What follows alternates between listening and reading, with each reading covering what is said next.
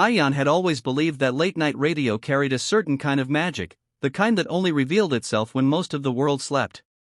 Sitting alone in the dim studio, he adjusted the knobs on his aging console, letting the familiar hum fill the room. The small-town station barely had listeners at this hour, yet Ayaan treated every shift with quiet dedication. On this particular night, though, the air felt different, as if the darkness outside pressed closer against the windows. As he reached for his coffee, a sudden burst of static crackled through his headphones, louder and sharper than usual. He frowned, lowering the volume, assuming it was another glitch in the outdated system. But then a voice emerged beneath the static, low and echoing, each syllable stretched as if traveling from far away. Ayaan froze, leaning closer to the console, trying to isolate the frequency. The voice spoke again, this time clearer, repeating the same strange phrase, "We remember you." His pulse quickened. He scanned through the frequencies, convinced it had to be some prank or interference from a nearby channel. The station was notorious for picking up odd signals from truck radios or weather towers. But this voice didn't sound like anything he'd heard before.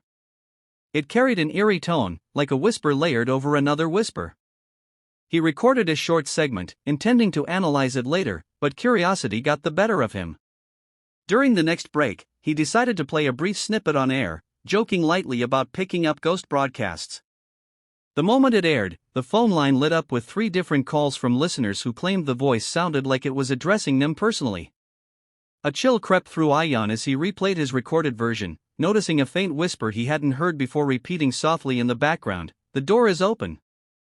Karen left the community hall that night feeling humiliated, but humiliation in her world always transformed into rage. She spent the next morning pacing her kitchen, slamming drawers, brewing coffee she didn't drink, and scribbling plans in her notebook. She refused to accept defeat. In her mind, James had embarrassed her publicly, undermined her authority, and made her look foolish in front of people she had controlled for years. She decided she would not only reassert her power, she would crush any challenge to it. She began by drafting a special emergency resolution, an invented document filled with legal-sounding language about community integrity, environmental compliance, and mandatory homeowner cooperation. She claimed that the HOA had the right to regulate any property that affected the visual harmony of the community, a phrase so vague it could apply to anything from a tree to a mailbox. Karen printed dozens of copies and rushed door to door insisting residents support her.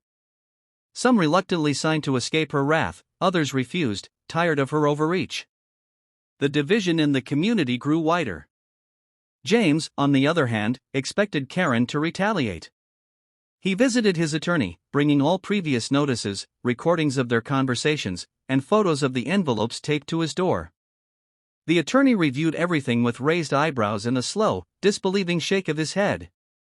Karen had not only exceeded her authority, she had violated HOA bylaws, misrepresented property boundaries, and attempted to impose fines where she had zero jurisdiction. It wasn't just annoying behavior, it was potentially illegal. Together, James and his lawyer assembled a detailed report of her actions. They contacted several HOA members privately, sharing the true scope of Karen's misconduct. Shock turned to frustration, then to determination. Many residents admitted they had been silently suffering under her micromanagement for years, threatened with fines for M. Ayaan, Sara, and Lina gathered around the studio desk, staring at the mysterious brass key as if it might start speaking on its own.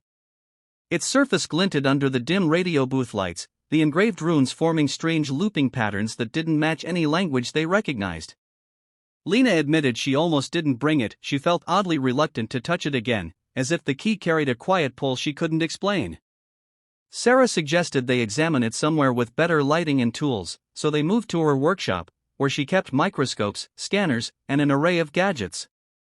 Under the strong lamp, Sara noticed something peculiar. The runes weren't merely etched, they seemed carved with precision far beyond typical hand tools. Even stranger, the metal felt slightly warm. When Ayaan lifted it, he felt a faint vibration like a soft internal hum, matching the hidden frequency from the strange broadcast. Sara fetched a high-lumen flashlight to look through the key's hollow center, jokingly calling it a fantasy movie moment. But the joke died instantly when a small beam refracted inside the key and projected faint glowing lines onto the desk. The lines formed a crude, fractured image. After several attempts, Sara managed to angle the light perfectly, revealing a complete projection, a map. It showed their town, but not as anyone had seen it. Certain buildings glowed faintly. A symbol shaped like an eye marked the outskirts near an abandoned warehouse. "This is impossible," Sara whispered, tracing the glowing lines. Driven by a mix of fear and fascination, the three decided to follow the map. The night was unusually silent as they drove out of town. As they neared the warehouse, the radio in Ayaan's car suddenly switched on by itself, playing the same haunting frequency. When they stepped inside the dusty, forgotten structure, a cold draft passed through them. An old transmitter sat in the center, lifeless but intact. The moment Lina touched it, every lie. The warehouse felt colder than the night outside, as though the walls themselves were holding their breath. The old transmitter continued to emit a faint hum even after the voice faded, and none of them dared touch it again. Ayaan steadied his breathing and searched the dusty shelves stacked with abandoned equipment. Sara inspected a rusted metal cabinet, finding yellowed papers and handwritten notes filled with cryptic symbols matching the runes on Lina's key. The discovery deepened the unsettling feeling in the room. Lina found a photograph tucked between two broken clipboards. It showed a group of stern-faced men and women standing proudly next to the very transmitter they had just activated. On the back, written in faded ink, were the words, "The Echo Circle, 1952. Ayaan felt a shiver crawl up his neck. He remembered stories from his grandfather about a strange society that used radio waves to speak to the unseen, but he dismissed them as exaggerations. Now those tales felt disturbingly real. Hoping for more answers, they sought out the oldest resident in town, Elder Mirage, who lived in a small house cluttered with antiques and dusty records. When shown the photograph, his hands trembled. He revealed that his grandfather had been part of the Echo Circle, a secretive group that believed certain frequencies could open pathways to entities not bound by physical form. According to him, the last attempt to use the transmitter ended in chaos, and the group disbanded, claiming they had trapped something in the static. Before they could learn more, the old radio in Mirage's living room turned on by itself. First came static, then the familiar whisper, "We are still here." The lights dimmed, and the voice grew stronger, calling each of their names one by one. The room vibrated with a low, resonant hum. Sara grabbed Ayaan's arm, whispering that the frequency wasn't random, something was communicating intentionally. When the voice uttered, "Restore the gateway, th." A heavy silence hung in the air as Ayaan, Sara, and Lina returned to the abandoned warehouse. Elder Mirage's warning echoed in their minds, yet curiosity and responsibility pulled them forward. The transmitter sat in the center of the floor like a sleeping beast, wires tangled around it, dust coating its metal surface. The moment they stepped inside, the faint hum returned, vibrating through the floorboards and traveling up their legs. The runes on Lina's key glimmered softly, pulsing in rhythm with the sound. Sara knelt by the transmitter, her fingers hovering hesitantly over the cracked dials. "It's responding to us," she whispered. Ayaan swallowed, feeling a strange pressure in his ears as though something was waiting, listening. Together, they reconnected cables, tightened bolts, and rewired the power source while Lina kept the key close, sensing it was meant to be used at a crucial moment. As they worked, the hum grew louder, shifting into something melodic, a distorted, otherworldly tune. Finally, a small panel on the transmitter slid open with a metallic click, revealing a narrow slot perfectly shaped for the brass key. Lina's heartbeat quickened. She glanced at the others, who nodded reluctantly. With trembling hands, she inserted the key and turned it.